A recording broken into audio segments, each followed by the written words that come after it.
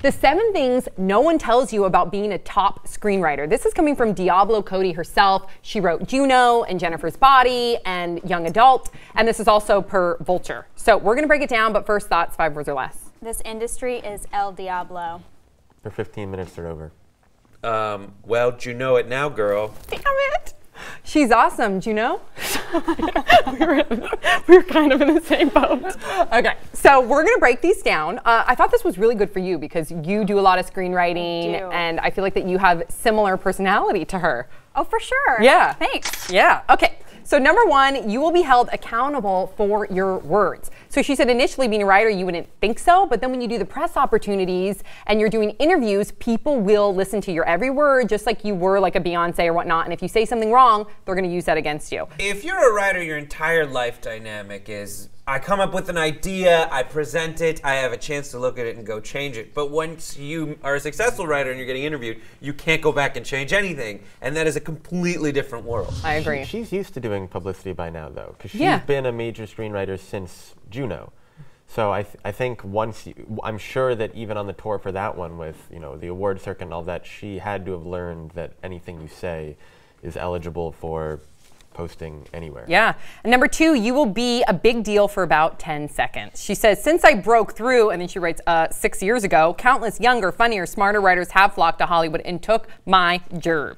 She then says that it's the nature of the business and that, she says, ask any of the actresses who were on the cover of Vanity Fair's Hollywood issue in the 90s. Believe me, they all want to murder Emma Stone right now. You will be replaced. So keep your head down and work as much as you can. I think she's right. It's just the nature of the biz. Yeah, she's still a really successful screenwriter, but she doesn't have the cachet that she did even a few years ago because someone new comes along and everyone wants to hire them. It's weird to be an in front of the scenes screenwriter. There are tons of people who are working in Hollywood, they write movies and they ghost rewrite movies and they get paid bank. So crazy. And she should, and she's lucky to have had that time as like the big star in everyone's mind. I don't know that she's lucky. It means that people know what she looks like and she may not be able to just walk to her local coffee shop and get something. Okay, number 3, you can make money doing things nobody knows about. She says, this is kind of what you were just saying. Yeah. I occasionally do uncredited secret rewrites on scripts. I like that because then people who would ordinarily avoid my projects are tricked into buying tickets to films I've worked on. Love that.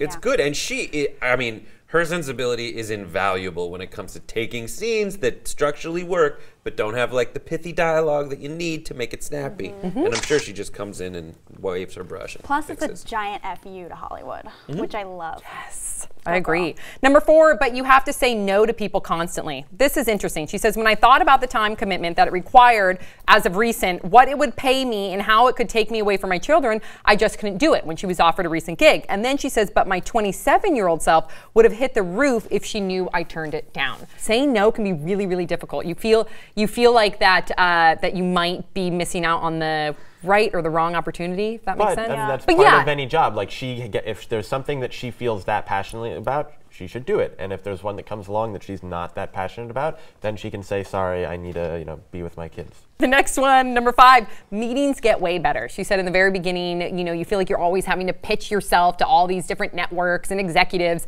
And then once you've established yourself, they come to you and they accommodate you. So the meetings get much better.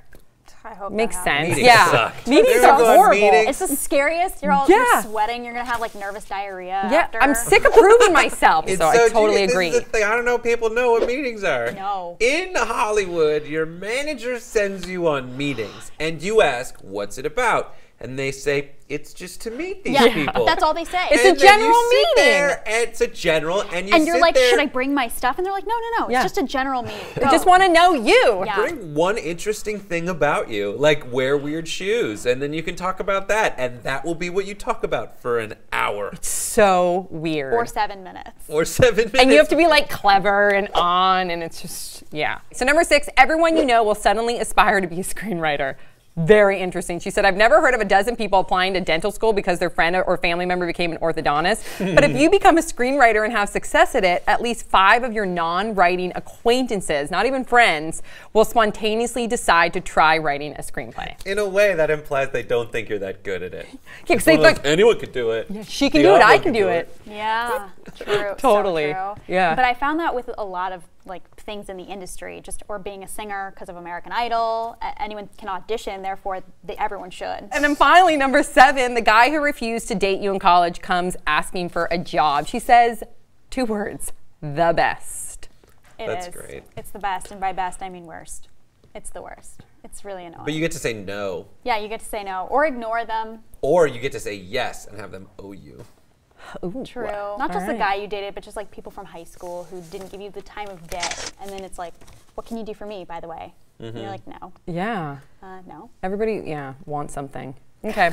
So on that jaded ass note, what do you guys think about Diablo Cody's little tips, the 7 things that no one really knows about in order to become a screenwriter? Let us know your thoughts in the comment section below. Don't forget to subscribe. We'll see you all next time on Pop Sugar.